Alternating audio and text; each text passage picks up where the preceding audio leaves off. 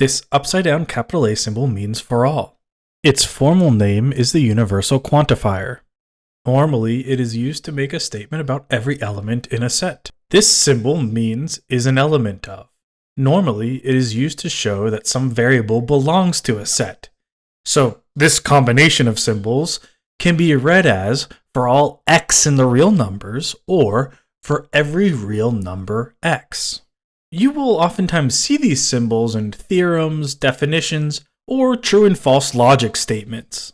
For instance, consider this here. This is a statement. We would read it as, for all x in the real numbers, x is greater than 0.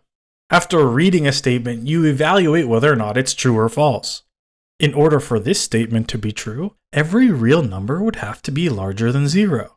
Since negative numbers and 0 are real numbers and they're not greater than 0, this is a false statement. We can find examples that contradict the statement.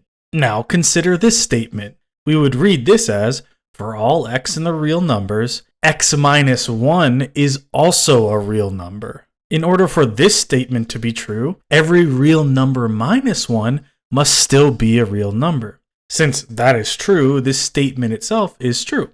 So we use the for all symbol to say that a statement applies to every element of a set.